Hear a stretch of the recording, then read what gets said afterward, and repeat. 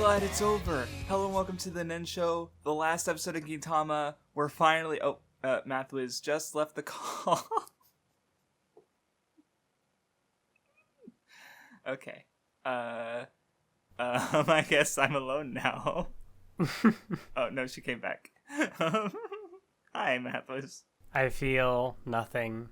I feel emptiness, Utsuro. hollow. The story, these characters, everything. There's nothing Utsuro there. dies. God, I wish that were me. So yeah, my thoughts on Gintama are Utsuro. I am Utsuro. It was me all along. I see. So anyway, last episode comments. I did have one to respond to by White, and you said you had none to respond to, or nothing to say about Gintama at all. Was your words? Yeah, like it's not that the comments weren't interesting. There are interesting points in there, but I just I don't know. I don't have anything to say anymore. Yeah, well, I guess just to talk, before I get into the comments, just to talk about my general thoughts about the reading, because I did talk about it briefly on my server, and one person even said, it's kind of weird that you like the first half of Silver Soul better than the second half, and I'm just kind of well, from Shogun Assassination on to the first half of Silver Soul, there was, it was still Gintama, but it was very much, kind of Gintama that I could get into more, right? Mm-hmm. Even you, who is even more mid on Gintama, was I remember you saying wow, Gintama made me sit through 500 chapters of that before it gets to this, right? And then this reading just kind of went back to the old Gintama, and I think there's good aspects to that especially for people who like Gintama, but it kind of just killed me. And it sounds like it killed you even harder, right? Well, it's a strong ending for what Gintama's doing, right? Because, to go back to sort of because that was a recurring thing at the ending, is that just going back, or I forget exactly how they specifically described it, but it wasn't about moving forward. It was more about I'm not even going to try, you know what? I acknowledge that I don't know what Gintama's doing. I could have... I guess what you're trying to say is because, it is, they are moving forward, right? They're recognizing that, things do change, but also they're able to keep what they care about most and protect and keep that. They want to keep the things, the people that are important to them. So maybe it's not that I don't know what Gintama's doing. It's just I don't appreciate it at this point. Because that's the thing. Gintama, it's a good Gintama ending, right? And the whole going back to what Gintama, because that's what Gintama is. So going back to that comedic style towards the end, and also tying it into the action, the big shonen battle action war finale, it's how Gintama should end, I guess. Yeah. But because I don't given, I haven't been connecting with what Gintama's been doing in the first place. I can't appreciate that. Right. Well, that's because that's not so that's not so different from how I felt, because even though there were some moments I did in the ending and the serious stuff, but by the time I actually got to the ending, I was just kind of am I done with Gintama yet? Right? Even though there was good stuff happening, and judging from some of the comments, really interesting stuff happening that I probably would have loved in literally anything else. Yeah, I think you even made a jokey comment. It's just bad that it's in Gintama. I don't know, if that makes sense. If I imagine if I just made this up in my head, or if you made a comment at some point that Gintama going back to the comedic style and stuff, it really is the falling action sort of thing. Yeah, because they have the on the big podcast last time. Climactic battle with Utsuro, and then there's a time skip, and the characters it's able to do the gags again while also having the sort of serious finale. Yeah, because it does build up to it, and I would say it's a smaller scale. The Earth is not literally going to be destroyed again, and there isn't this huge back and forth about trying to stop that, right? So it's still big, and it is the end of Gintama, But and yeah, that is kind of structurally neat, and because you've even talked about like how wanting that kind of thing from because a lot of the time these long running series and it's probably part like, you know, all the author comments by Sorachi and like the hoops he ended up having to jump through because of like mistiming when the series would end. You know, maybe that sheds a little more light onto why things kind of tend to happen that way, because like you have a certain deadline that you need to have things done by, and so you just want to try to get in like the main things that you're looking for. And I don't want to necessarily say that like, oh, authors, you know, don't have a plan, or like they're not they don't know how to wrap it up in that time frame, but it's like there's no real room for flexibility in terms of like you can't push back a deadline because that's how they do all their promotions and stuff.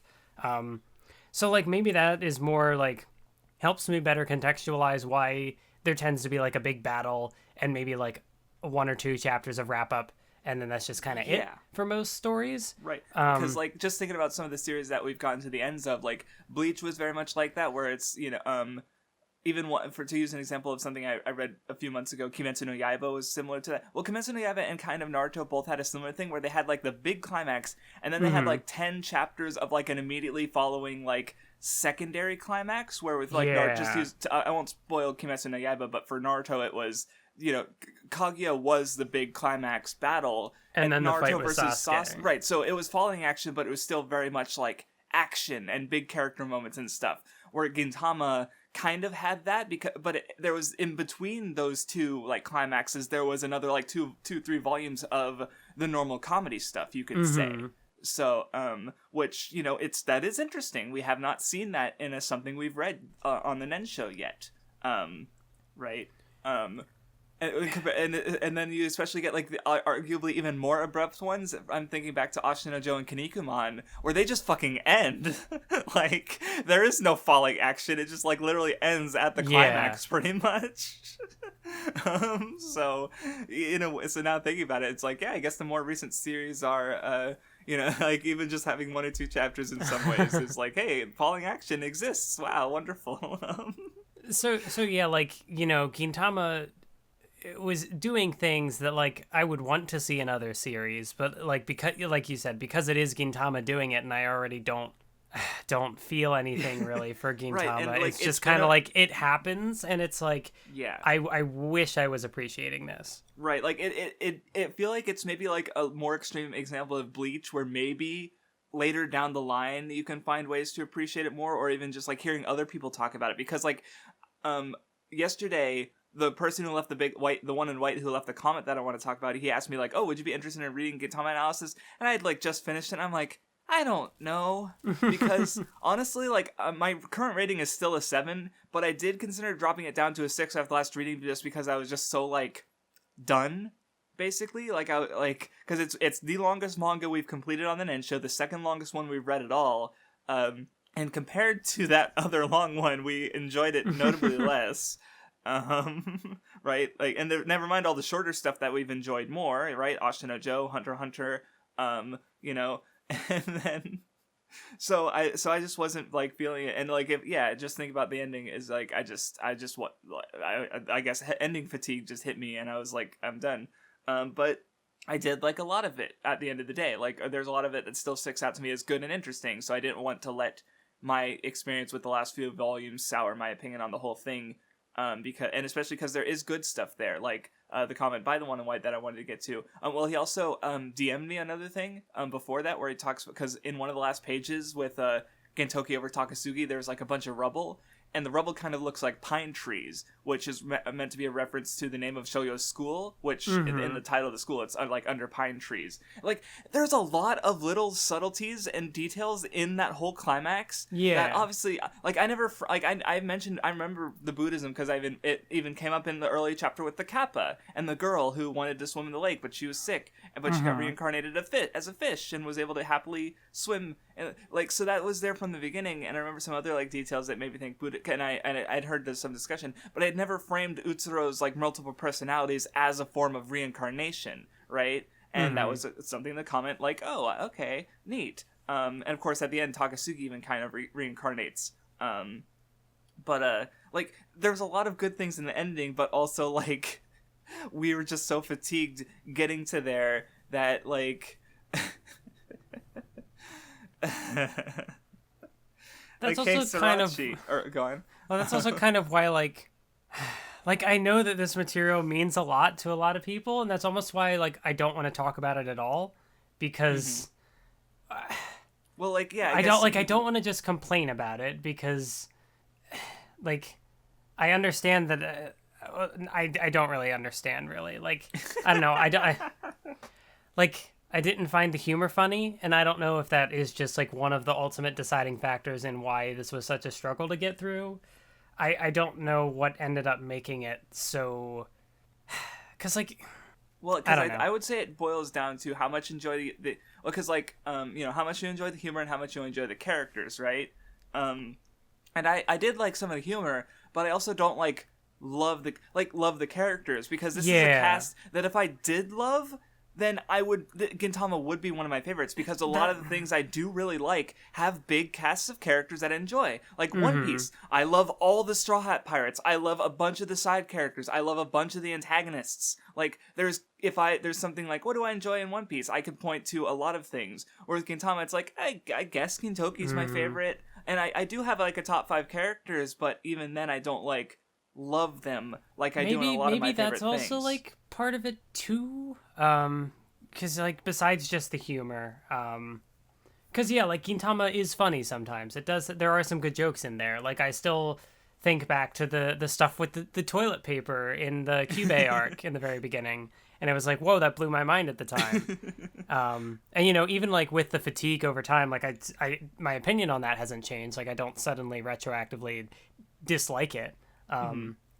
But I think also, yeah, with the characters, that kind of applied to me too, because like you know, you asked me before the podcast, do I have a character or arc rankings, and I said no, because like the 2 characters who stood out to me the most, I'm also not very attached to. Like getting to the final moments with these characters, and it's like I joked at the beginning, like I feel nothing, I feel empty, but like I don't know, Kyubey got a haircut, that was cool, but like nothing about how their final appearances happened, like, you know, wowed me or anything. I didn't get any feeling like, oh man, I'm saying goodbye to this character. That's kind of sad.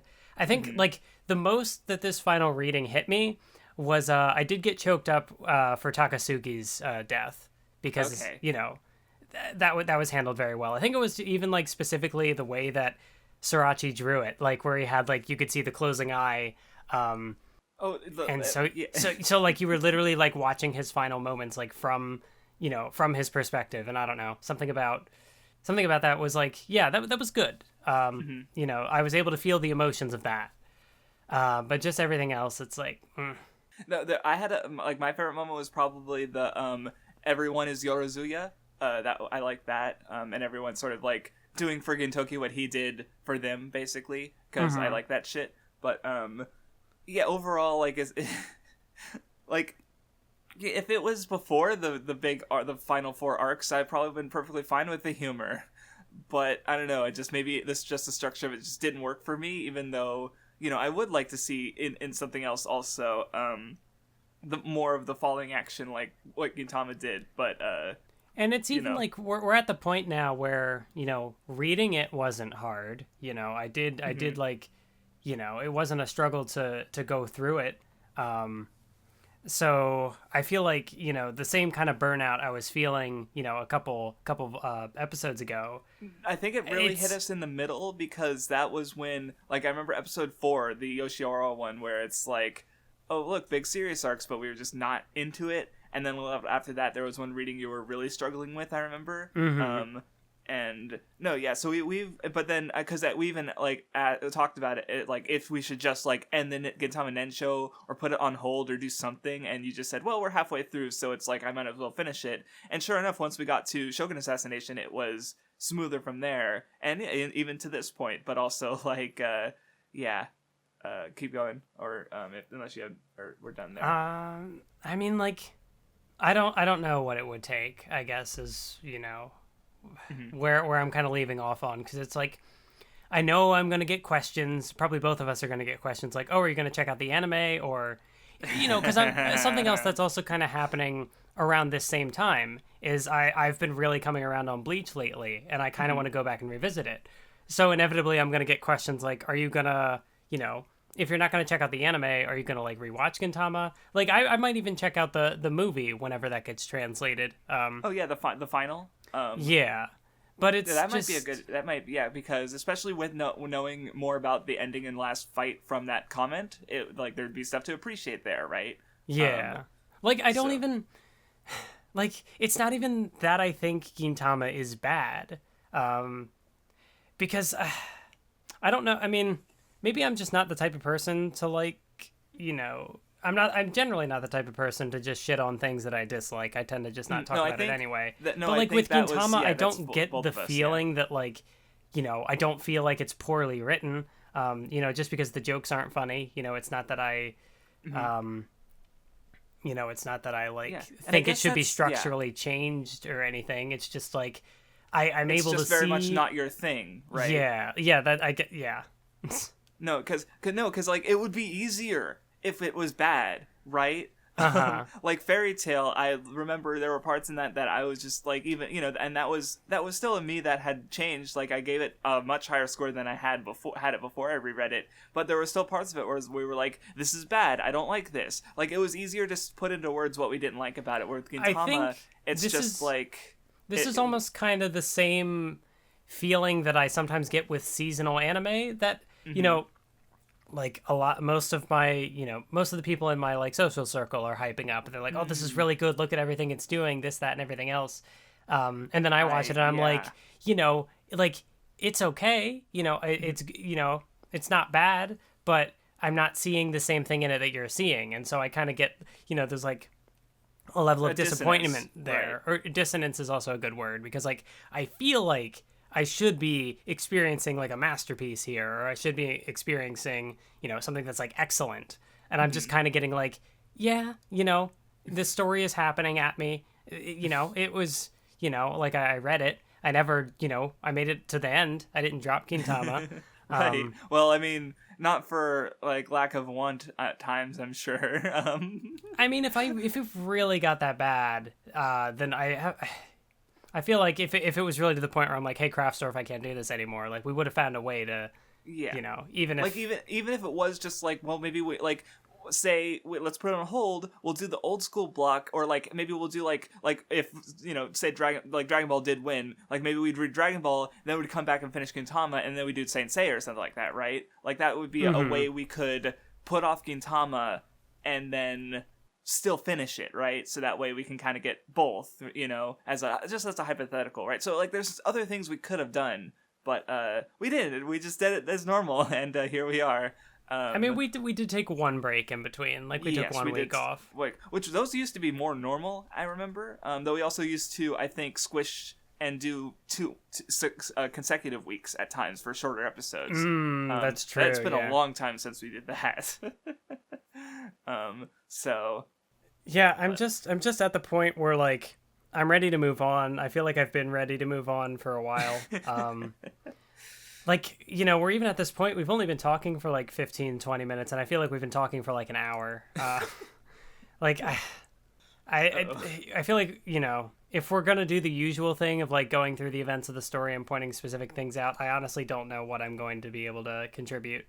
I can try to make it quicker than normal because I understand that, but I mean, if there are things that that I definitely you're able to point out, then definitely do that.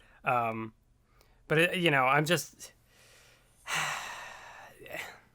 I don't know. I feel frustrated because we've been doing this for we've been doing this podcast for years now, and it's Gintama should have been one of the big things that oh man, what are Mathwiz and Craftsdwarf going to have to say about Gintama?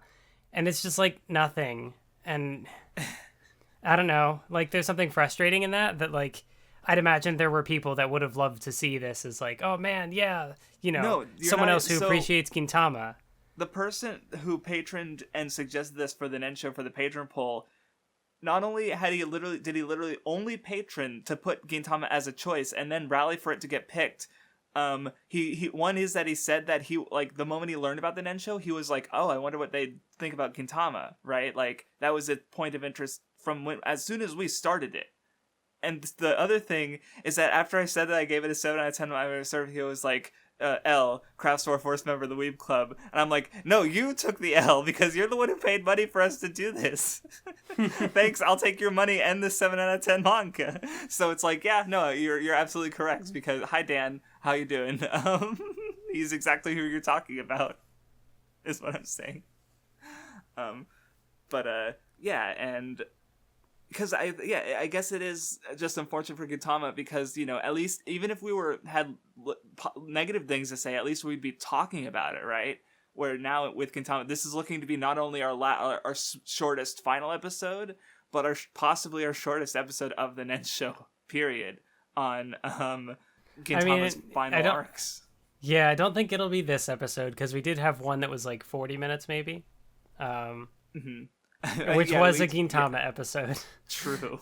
Right. But it's already like, because I'm just thinking like, how long is it going to take me to go through all this? I think, yeah, like that's also part of why, you know, why it's kind of aggravating is because, like, you know, with a seasonal anime, 12 episodes and it's done. You know, people move on. They talk about different things. But with like Gintama, we've been doing this since October. Mm-hmm. And so it's not just like, let's just push to the finish, you know? So it's just like it kept going and going and going. And even if like I did want to read to the end, like I wanted to see where the story went. Yeah, I don't know. I guess I'm sorry. So anyway, getting to the reading finally is it starts out with just you know, jokes about having kids and fake outs, like first you know, like the, oh my god, Kondo's with Otai. And that, no, it was a lie. You idiot. You trash. How dare you think there was advancement in this relationship? There's weird jokes about Katsura being Donald Trump. And I don't want to touch that one. Yeah, there were interesting jokes in here.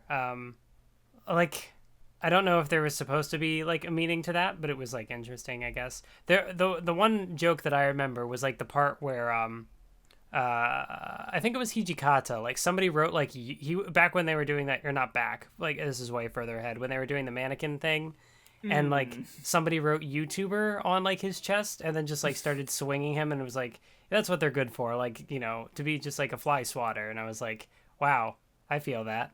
It's you know, very much playing into the things that like, oh, YouTubers are trash. You know, like, man, think of the people who would be YouTubers. And yeah, who would do that? What an idiot they would have to be to put all the time. Anyway, moving on. No, that's funny. And yeah, some of the humor is just weird because, like, yeah, Gintama can be meaningful with this humor. Sometimes it has like Kagura changing her age, and I'm like, okay, I don't, okay, sure. Although one thought I had is because like there were, you know, no, I mean, not that Gintama hasn't referenced Dragon Ball before, but I did like, oh, Dragon Ball. Well, for two reasons. One is because we're literally reading it next, so that'll be fun. And also, I've been playing Dragon Quest, and I just had a thought of how, like, oh, Toriyama kind of, like, he has this whole sci-fi aesthetic with Dragon Ball, and then he has a fantasy aesthetic with Dragon Quest. So, I don't know, that was just a thought I had, because I just, you know, associations from going through the same, you know, two different things. But yeah, you bring up the mannequin joke, and I want to say, like, I guess maybe that's, like, just a microcosm of my feelings on Gintama in a nutshell, because, like, you had, you know, Gintoki and Hijikata pretending to be mannequins, and then you had Takasugi pretending to be a mannequin. And Mathwiz, I like got up to go get water, and I was just giggling the entire time because it's like Takasugi, the edgy boy, the fucking I'm going to destroy this world, is like joining in on the jokes. And like literally next chapter, it's like, no, that wasn't actually Takasugi, and I'm like, Sorachi, you fucker. You bitch, you coward. Like, I actually like really like that talk, because that's like Takasugi kind of becoming like Katsura, right? Like going from this extremist rebel to, you know, like kind of going along with the others and coming to, you know, see something in the world, which I guess wouldn't necessarily work for Takasugi's character. But I like, I still, you know, I enjoyed the joke more because it was Takasugi, and then I was betrayed. So, you know, I just, you know, wanted to share that. But anyway, there was also the whole Gintoki raising a sort of baby Utsuro that happened. I did notice there was a Kaiji reference with Sakamoto at one point, and that was neat. Yes, I appreciated them because that's I right. like Because he lost like all of his money on like a cryptocurrency scheme, which was also, I think, kind of weird. Like with the ending, like yeah, not in like a weird bad right? way. No. Like no. not in a weird bad way, but like the nature of some of the jokes, like some of the things that Gintama was referencing, were very modern. Which is interesting because like the general aesthetic of the manga, as well as like when it would have started, you know, like it being in like the Edo period, and you know, it just has like this not modern look to it, or like, and because like it also started in like the early 2000s or early mid 2000s. Yeah, so it's basically similar to Hunter x Hunter, where how like the series starts out and they like get a cell phone. Oh, here's this new thing called the internet, right? But then when you skip ahead in universe, like maybe a year or so, but in real life, like 15 years to like the election, they got smartphones now, right? So but it it's wasn't kind of like just that, right? in a way that like, oh hey, haha, here's a reference to this modern thing. Like Sorachi seems to be knowledgeable of like internet culture, and like like the stuff with the YouTuber felt like too, like it felt too much like, are you a YouTuber, like, or are you someone who's like, you know, like aware of the culture surrounding it? Because you know, just those types of jokes are like things that get passed around a lot, and the stuff with like the cryptocurrency too. It's like Bitcoin, and it's like what? Huh? it was like a good kind of dissonance, I think, because like those were also jokes where I was just like, those jokes were able to land more because I like wasn't expecting them. I guess. Okay. Well, I don't know. And it's also funny because like Gintama ended like not too long ago, but it ended fairly recently.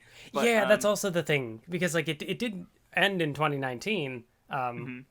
So like that's not that long ago. So it does make sense that there would be these referenced, because you know it's an ongoing manga. Of course, it would update with the times, but yeah, just the particular way it was done was the reference to a cryptocurrency specifically. Like I swear I think Dogecoin was trending earlier today. Like, which just again for some reason I'm just so it's not just like a reference. Like, yeah, it would have been relevant a couple of years ago too, but it also happened to be relevant like literally today in my experience. Like just a brief thing I saw. So you know, it's just like with that sort of like it's like modernizing itself in a context that was already modernized, I guess, which is like it's like weird. Gintama's able to do that more than anything else because it, you know, it constantly breaks the fourth wall. So like even if it's a story taking place like in the Edo period, it you know, it's referencing Weekly Shonen Jump manga sales and stuff like that. So it's like obviously it's not like, man, this is a plot hole, you know.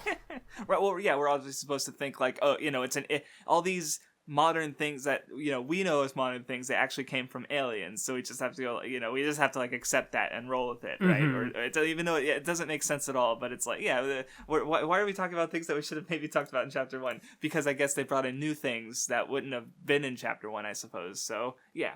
But no, yeah, it's fair. And also, this is like more that you've had to say about Gintama in like weeks. So. I mean, like, yeah, there you also have the meta jokes of like, oh, it's the ending, so characters getting paired off, and like, oh, people have kids now. But of course, it's Gintama, so none of that actually happens. Like, even some of the like character, I think pretty much all the character redesigns end up getting reversed, sort of by the end. Yeah, which is neat. It's interesting. Oh yeah, one thought I did have, it was less came from the reading and more come from reading the comment by White about how like because he just mentioned how Utsuro was like previously, you know, demonized, but now he's like revered, and then I just kind of like thought about how, you know, the whole last arc was him kind of trying to bring death to the universe, So like, before he was feared in Japan, where you had by this culture that accepted death, right? Like, especially when you consider like feudal Japan, seppuku, like ritual suicide, is sort of like there's a respect to that, right? Like, if you're willing to like lay down your life for something, then that's considered very honorable, right? And so someone who can't do that is demonized and feared and hated, and that was important for Utsuro's like history.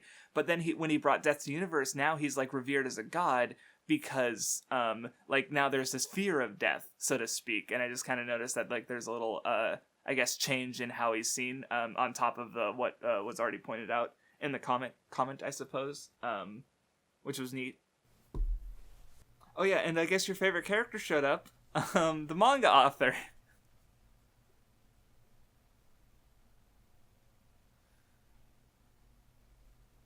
Mathwiz? Did you leave?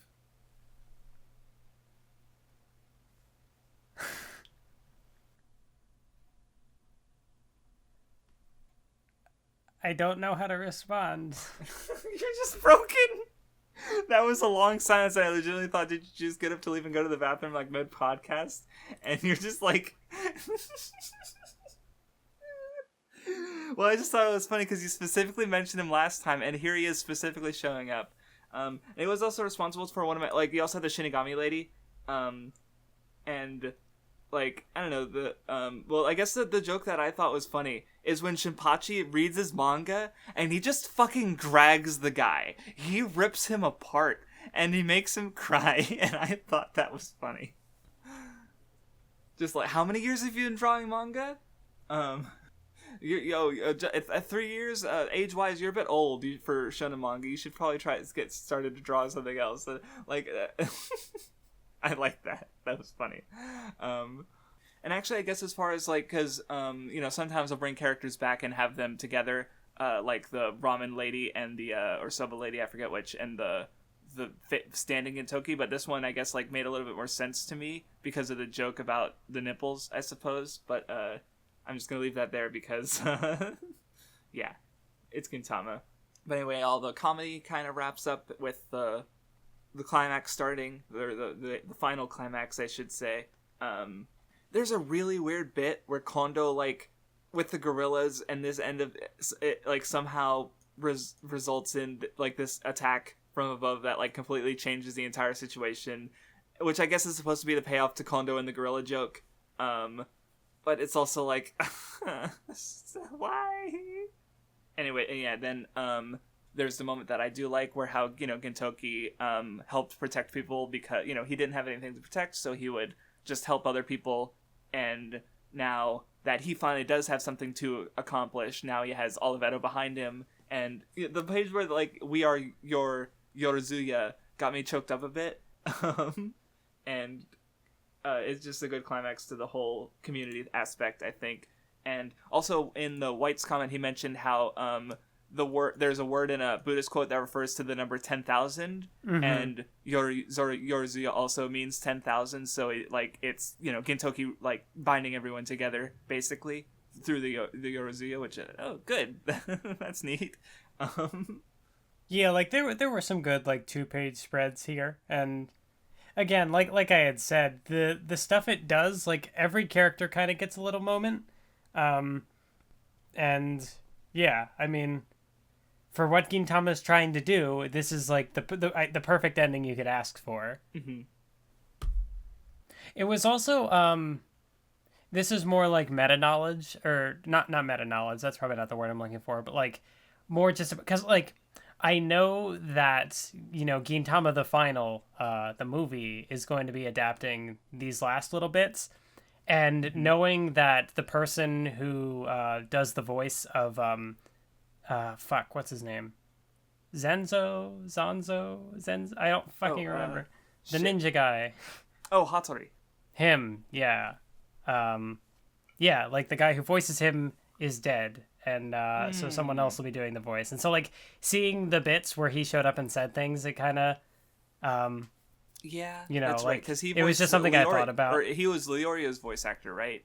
Yeah. Okay, because now I remember. Oh, Yeah, I didn't think about was that. he was a bunch of Oh no, good of course. characters. Leroy just came to mind first, I guess, because there was like art and some of the voice act. I follow people who like Hunter x Hunter, so that one just came to mind first. Well, yeah, and it's also like, Hunter x Hunter's my favorite story, so like, exactly. of course so... that would be the main one that stands out to me. But I did know that he voices this guy, and so it's just like, oh, he won't be able to finish that role.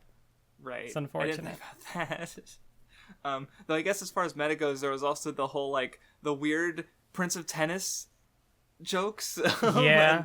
Which I guess there was a payoff to it because in one of the like there was a bonus illustration by the Prince of Tennis author drawing Gintoki, and I was like, okay, that's nice actually. Because I don't know, I like art exchanges between manga authors, or because like it. It bugs me, especially because recently you probably heard some of it, where there was an interview between Kubo of Bleach and the author of Jujutsu Kaisen, and someone really badly translated some of Kubo's comments to make him out like it sounded way worse than it actually was. Oh boy. Yeah, basically all he really said is that like he just noticed that a lot of the characters in Jujutsu Kaisen had similar personalities. And he wasn't a fan of that personally, but he asked like the author if that was like his type, and it was framed. The bad translation was framed in a way that made it seem like he just like hates women or hates his characters or stuff like that. Oh and God! Just like because there's this really just animosity between fan bases, but when you look at the actual manga authors, there's almost always like a lot of mutual respect. Right, because they're all in this really difficult industry, right? So I do like seeing like there was also Sorachi drew a bunch of the Kimetsu no Yaiba characters, which I guess I don't know what the exact reason was, but I do know. Like that was another moment where it was kind of sort of calling back to its roots and also acknowledging like stuff happening in the present, because like what specifically caught me was the one, I believe it was once by the time they had made the switch to Jump Giga, where he talks about like actually I think if I just scroll a few pages, are you talking about when he did like the whole the recap part in Dragon Ball style? Well, yeah, there's the recap in Dragon Ball style, but then it does like it like immediately, well actually no, it's in the Dragon Ball recap where like there's a panel where like obviously all the characters, their eyes are blacked out, but like you see Luffy, who is of course like One Piece started before Gintama, so that's one of those like more like I don't know, I consider more of like, Gintama when it started, like, it's sort of more, I guess like the senpai or like someone who's, been working alongside, for such a long time. But then also, you have like Deku and Asta and Hinata from like all these newer series, which like, while Gintama was going as well, like there were several years where like all these stories were publishing alongside each other. But there's like such a distinct, this is something I tend to like encounter quite a bit with people who like Taser Lad is a very like prominent example I think of, where like he follows all the weekly Jump manga, so like we have these totally like fundamentally we both appreciate shonen and like Shonen Jump, but we have these like totally different perspectives where I'm going back in time and reading a lot of a lot of the things that are like and the classics one or series like at a time things over that the course of a people month. hold in very high regard, and it's just a completely different matter of consumption as well. But like so like versus someone who's the new reading stuff weekly and manga now would yeah. Have like that perspective on the newer stuff. But for me, so like I look at that panel and like there's like a huge divide between like One Piece, which is like Big Three era, and then like My Hero Academia, Black Clover, Haikyuu. These are all like newer stuff that to me, even like Haikyuu is a longer running one, so it's not quite as new as like the other two, but like two different eras, and yet still I think it's within only the contents of, like, of the magazine. Years.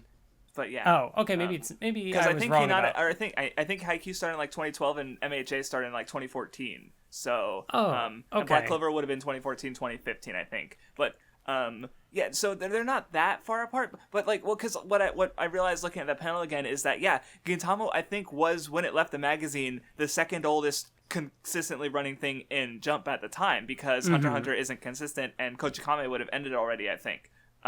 So And so yeah, because like the cheeky pirate senpai, that's like his only senpai also. So right, so but anyway, yeah, you were going about how like it is different how you engage in Jump versus like having to read Gravity Boys and Roboco weekly. I meant it more like it was less about like how to engage with it and more just like, you know, they are two different eras of stories because like, you know, in the time from when Gintama started, even Haikyuu, which started in 2012, there's like an 8-year gap and a lot changed over that time. But still, like the fact that, you know, I guess this ties more back into the, you know, like the Jump authors kind of having that respect for each other because like, you know, even in the case of, you know, something like Haikyuu or My Hero Academia, which started, you know, in the 2010s, that's still, you know, bare minimum like half a decade working alongside each other in the same magazine. So, yeah. No, right, and but it's sad that the fans are usually way more toxic to each other than the authors are. What I mean, usually, always, anyway.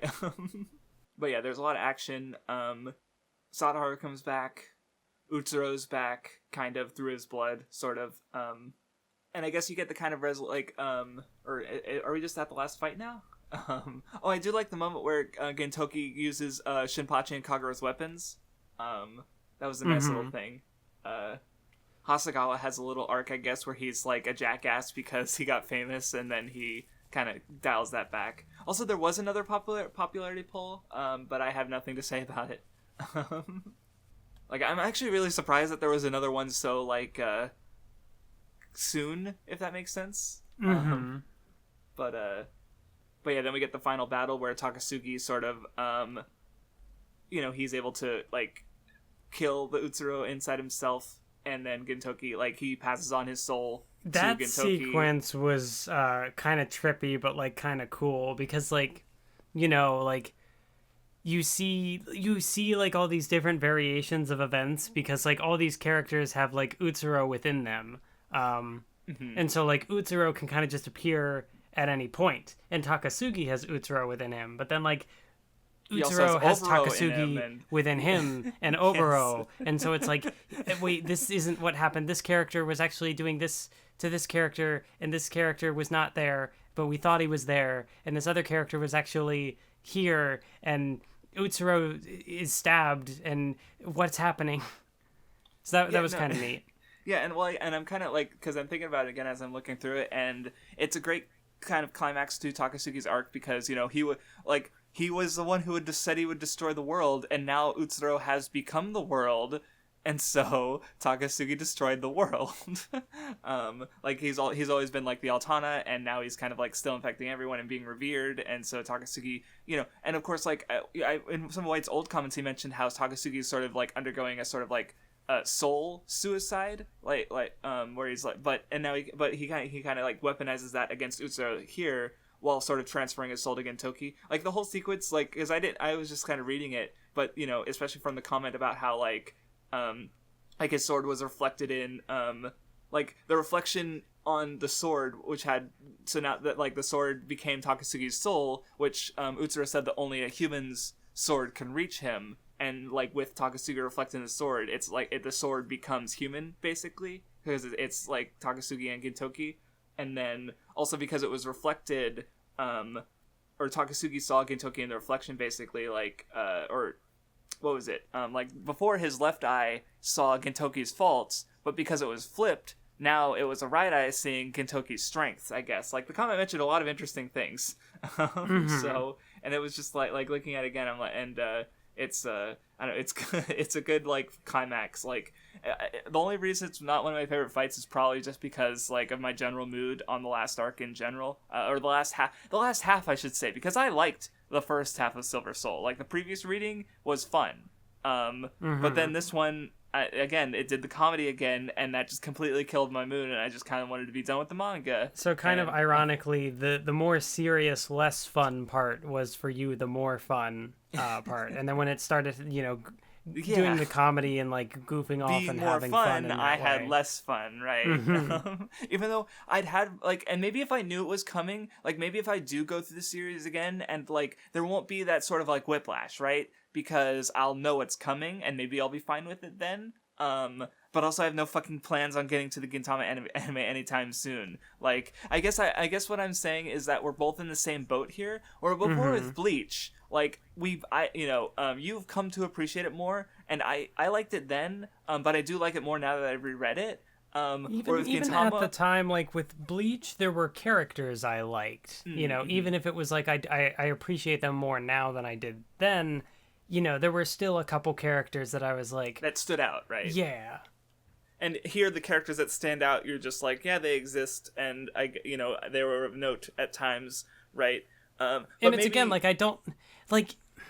There are characters who are not like up in that I would consider like a favorite, but that I don't think are like, like I liked Takasugi's progression. I don't think there's anything wrong with how he developed as a character, but even then, like, I only have like so much of an attachment, I guess. Right, like you got choked up when he died, like that's an attachment, but it's not like a strong one that you would like think about until maybe we just need some time away from Gintama.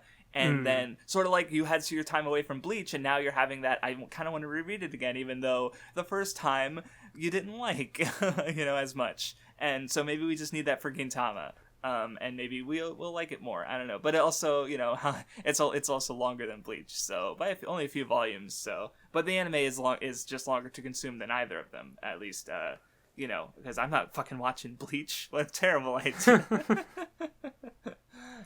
I think what was also, like, for me, I think what was more interesting were, like, all the author comments from Sorachi talking about, like, how, because, he kind of, like, botched the ending, not story-wise, but in terms of, like, how it was published, how it was released, because, like, he wasn't able to wrap it up in Jump, and then they moved over to Jump Giga, and there were supposed to be these 3 issues that tied it up, and then, like, there was even the joke where, like, the title pages were supposed to spell out O-wa-ri, but it ends up, spelling out O-wa-bi, as in, like, as not the end, but, like, an apology is like, oh, sorry, it's not actually the end. So he has, like, 2 different, like, fake-out endings in a way. Although, the ending of that chapter for Jump Giga doesn't do the same meta thing where it's like, oh, is this the end? We don't have time, But then he also, like, had, like, the final volume just has a lot of comments that are all sort of talking about what happened and like how he felt about it. Like,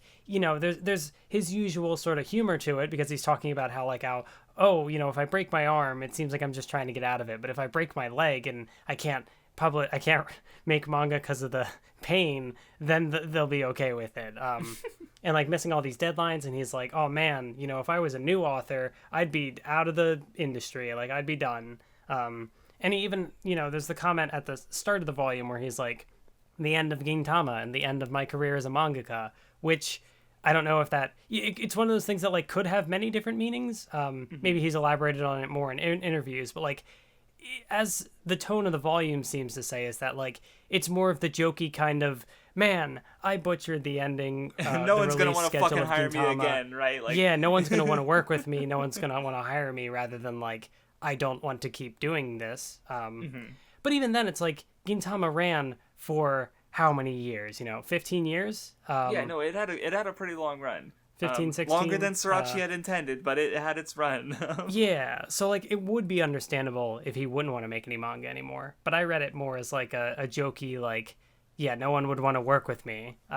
Yeah. And, well, because, like, think about it, like, his contemporaries, like, Kubo and Kishimoto both had health issues. And so, like, Kishimoto is no longer really drawing manga. He wrote Samurai 8, and now he's writing Boruto. And he was in the planning. He was involved with Boruto from the beginning, of course, but not as its primary artist because I assume he just can't anymore. Which also he's not the like Togashi's had consistent issues since Hunter x Hunter. Toriyama has Togashi's been drawing had consistent less and less. issues since Yu Yu Hakusho. Or did I meant to say Yu Yu Hakusho. Sorry, did I say Hunter x Hunter? My brain stopped. It's fine. Yeah. I'm like going to the rest of the Golden Trio.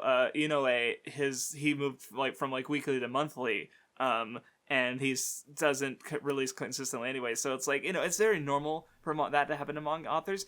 Mashima's a fucking demon. He fucking like has exhumed Tezuka's grave and like feasts on his remains and gains power. Some manga authors out there who are just, they're just superhuman. Like Rumiko Takahashi. She's on like her fucking like she's not, aside from having like what 3 or 4 mega hits, she's still writing manga. What is she? Yeah, like she did Urusei Yatsura and then went like right into doing like maybe there was like a couple months off in between, because sometimes like that happens like in between series, but you get a bit of a break. But like to go from that to Ranma 1/2 to Inuyasha. And then I think she did something after Inuyasha. Yeah, I forget what it, because she's doing, or Mao is, I forget if that's her recent one or the one she finished, but yeah, she's still writing manga weekly. Like and like Araki, the author of JoJo, he's not doing it weekly anymore, but like he was doing it weekly for so long. Yeah, I think, and there are a bunch of authors like that where it's like, Detective how Conan's are you got functioning? Hiatuses. And like Detective Conan's got hiatuses. I don't know how consistently Hajime no Ippo releases, but these have both been going. Like, there's a lot of long ongoing manga made by these people who are just like kind of amazing. Like, even if they're not able to, like, it's still a hard workplace, even if you're not doing it weekly, right? Like, let's not suffer scaling, right? Like oh wow, this author did more pages than like. Let's not glorify that they have to fucking do this. But like I'm just kind of like, even if I don't like the manga, like that they make the manga at all is pretty impressive, right?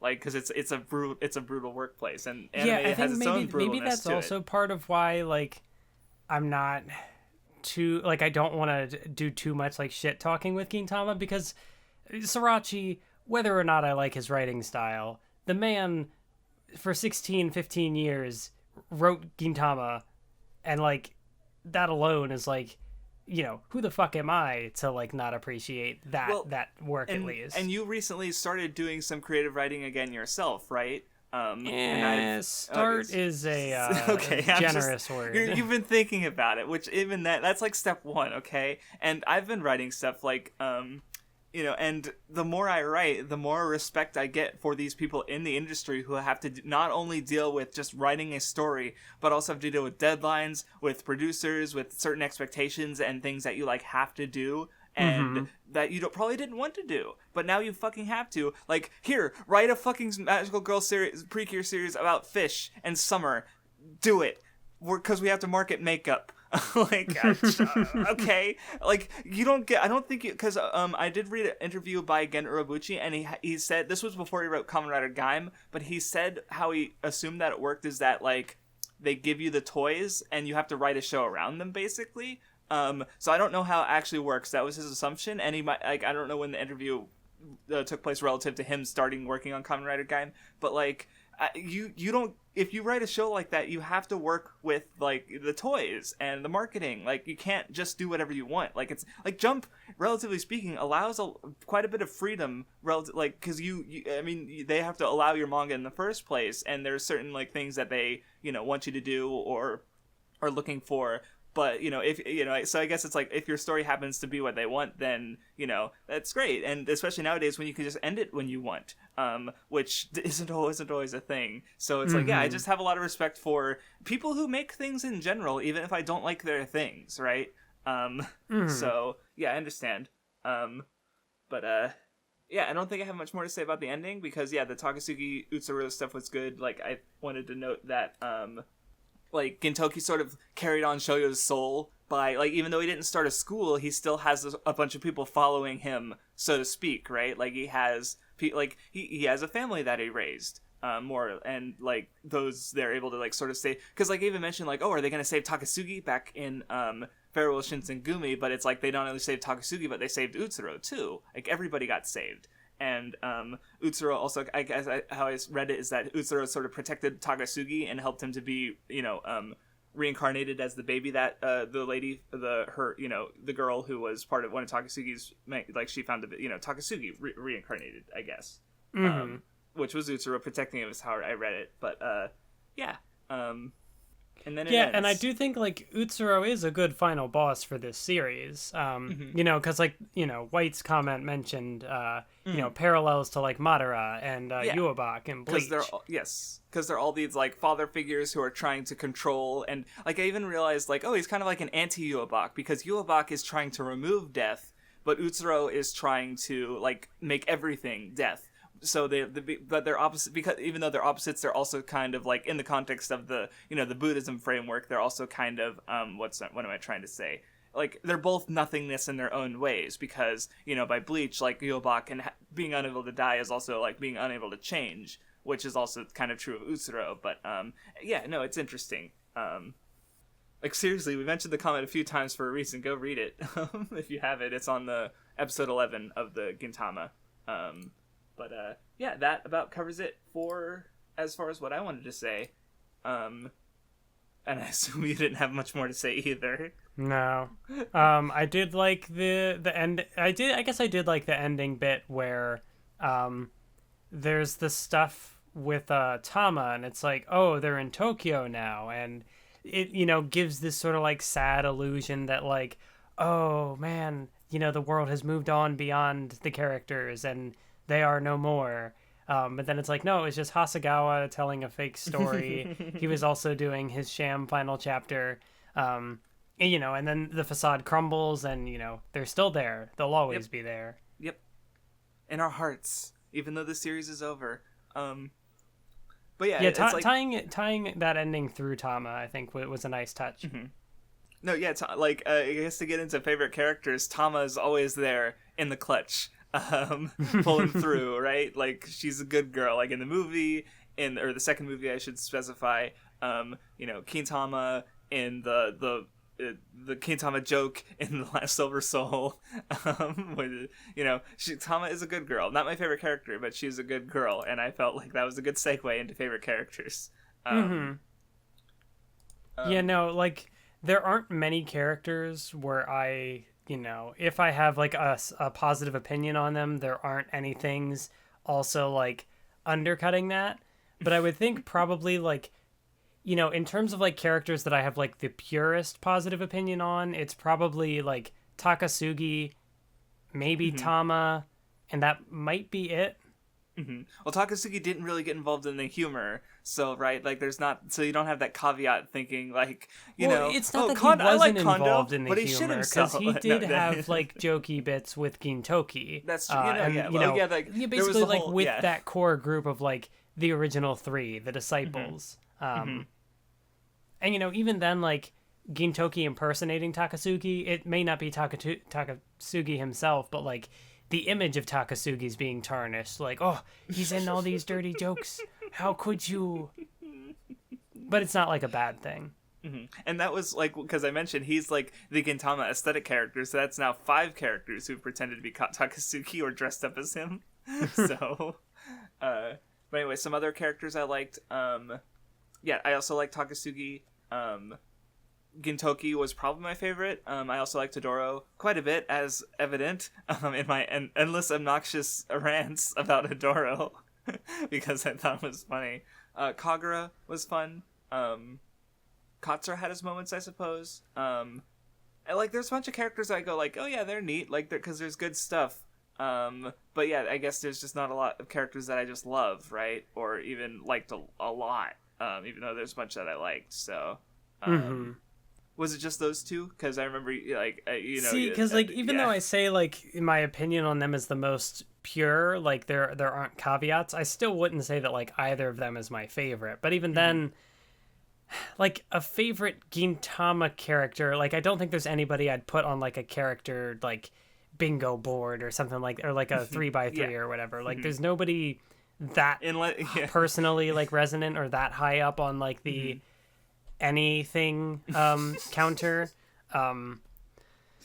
because like Kyubey had a chance to be that, but by the end I don't really like, it doesn't feel like anything really like changed with Kyubey, and like that's probably the point. Actually no, that is the point, and I know that that's the point, and right. I'm not like I just, that doesn't gel with me like I was hoping it would. And like Tsukuyo, I think is also cool. You know, Yeah, they're like both cool. I think I have like more of a solid opinion on like her character arc and like how her character, how femininity ties into her character. Like definitely, the stuff way back in what was it? Not Red Spider, but or did I just mix arcs? Love Potion or no. Yoshiwara Yeah, and Flames? it was the Spider arc because I was thinking not Yoshiwara and Flames, so it was the one after that. Yeah, no, it was Red Spider. You know, like the stuff tying into how, you know, like I think it was her master who had said that like, or her mentor that had said that like you can't be a woman because that is to be weak or whatever, but like there is a strength in you know, her femininity, and like her not rejecting that makes sense because like that is her source of strength. I don't get that same sense of like, yeah, I get this, I like this, I you know, or there was another word I was looking for and I lost it. But like with Cube, I don't have that same sense of like, yeah, this is pretty solid, I like this, and I don't have any caveats with it. Because like with Cube, I don't. I guess I just don't. I don't. I guess know with Cube, I'd say like it's fine, but it's not as interesting as maybe it could have. Especially because Gintama can be interesting in so many ways that Cube is not particularly interesting, I guess is the thing.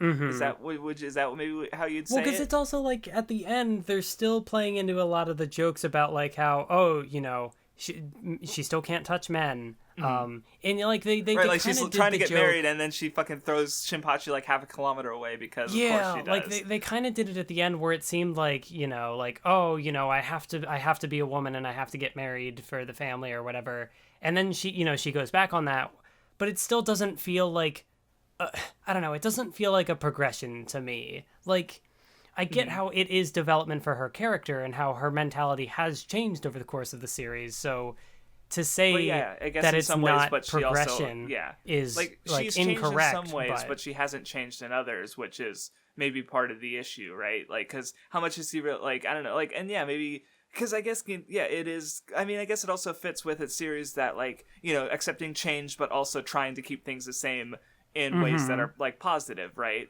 Like, and I guess that's a hard balance to strike, and maybe with Cube, that balance didn't hit you, or work with you, I think it's guess. maybe it just feels more of like normalcy, or like you know, because like she says that, you know, it doesn't matter what she is, but the way that ends up playing out is that she doesn't really change anything, which is fine, because for, you know, for a lot of people that is, you know, their experience of like their identity. It's just, you know, they might have a point where they kind of question like things about themselves or like gender roles or whatever, but you know, at the end of the day they decide to just, you know, they have like, it's, you know, having like a more holistic perspective of like who you are, even if nothing, you know, fundamentally changes.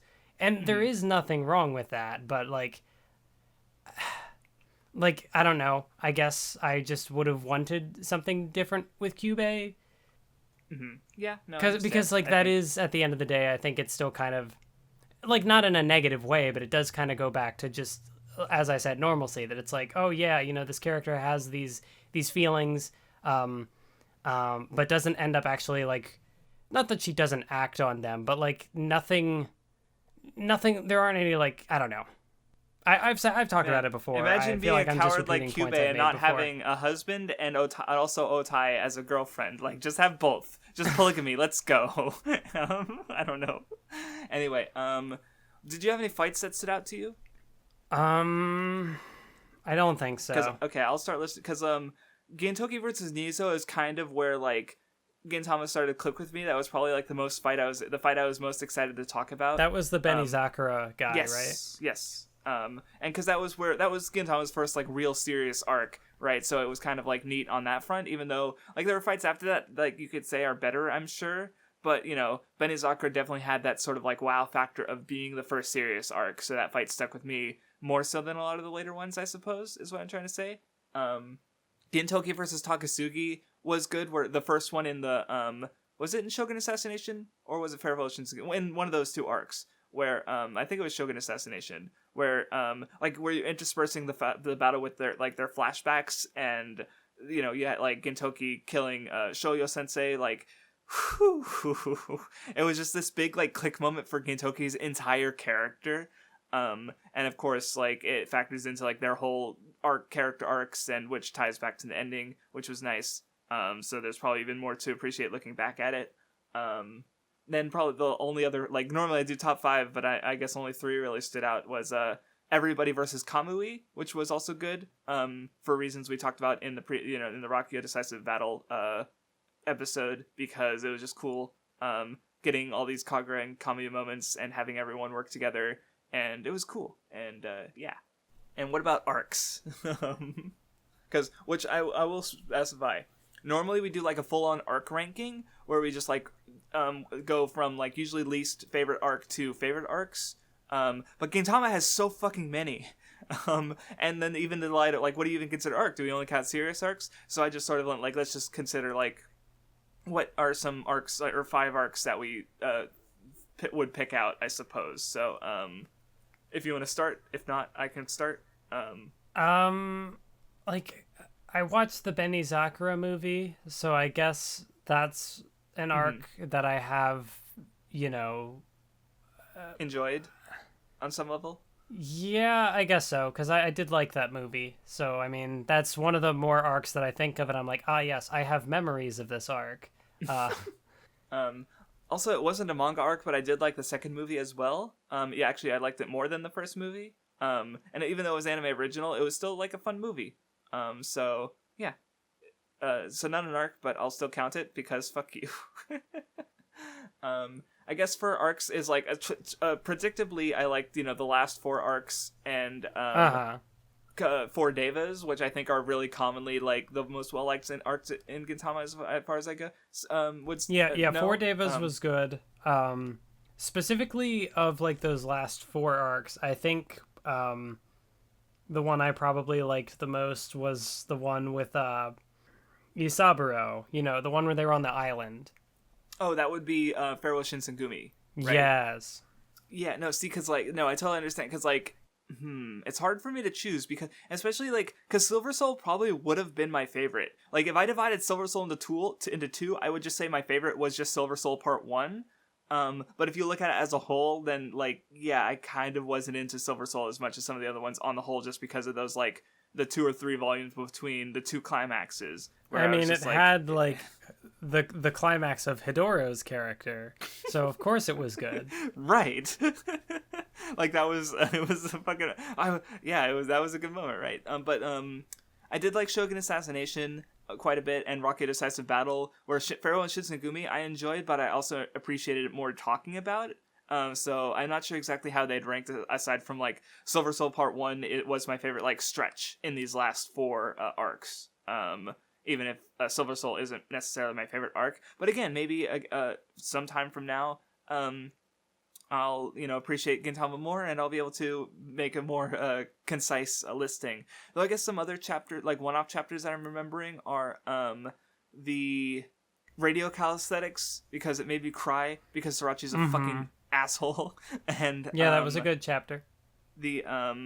The one with Tama and the vending machine was another good one. I agree. And I'm sure there are others but nothing's coming to mind right now. I just thought I'd mention those because like they don't get counted in arc ranking, but they were standout moments from Gintama for me. So yeah, I think the difference is that like you are having things come to mind, and I'm just not.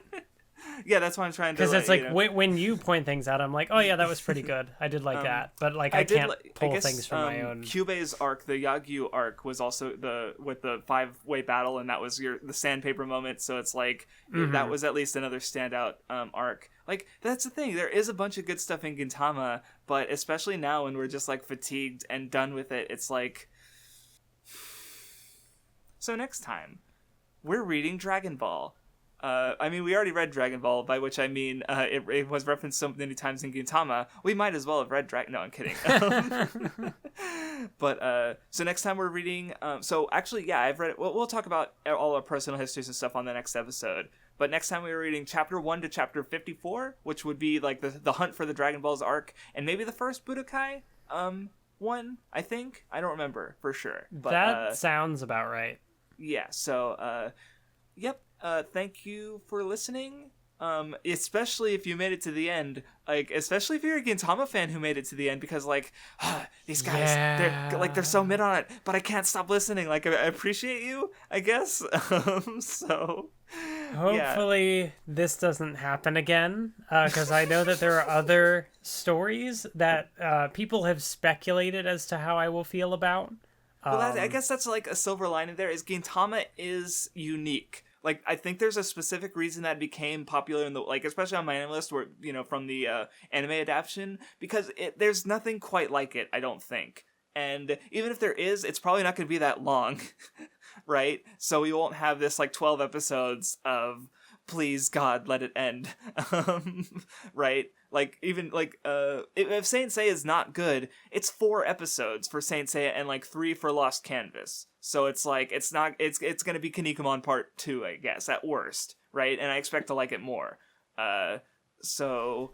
And I was gonna say, even then, like, that is assuming that, you know, Saint Seiya isn't good. You know, that's right, that's the worst that, case scenario, right? And I don't expect the worst case. Like, worst case scenario is probably, like, I give it, like, a 6 or 7 and you give it, like, a 4 or 5. Like, that's like, maybe it'll surpass my low expectations there, but I expect it to be higher, honestly. But I don't know. And again, that's just possibly, like, I'm trying to think of, like, JoJo might be a rough one if it's similar to Gintama where you're just not into it, but I already know I'm into it, so I'll, like, more so than Gintama, so I'll have even more positive things to say. Like, that's the thing, is, like, we're too close in opinion, I guess, to kind of, like, have, you know, like, you know, I don't know, maybe with Gintama, that was part of the reason it was kind of, like, dreary at parts, if I dare say that word. And because I wasn't super into it at times, even though I was more into it than you overall. Whereas, like, if one of us is into it, we can, like, bring up points, and then the other person might be like, oh, I didn't think about it that way. No, yeah, even with One Piece, you had things to say that I hadn't thought about, right? So with JoJo, even if you dislike it as much as Gintama for being JoJo, even though it's different, but but again, still, like, I like it, and I know I do, and I know there's stuff there that I would really appreciate and love to talk about, right? Hypothetically. So, and again, like, there's not a lot of manga that would be as long as Gintama, so at the end of the day, we're not going to be stuck on something for another fucking 12 episodes that we don't like, I don't think. Maybe History's Strongest Disciple Kenichi, but that's only 60 volumes, so it's a little better. But, yeah, I don't know, that's just postulation. Anyway, Dragon Ball next time. Thank you for listening, and we will see you next time. It's over.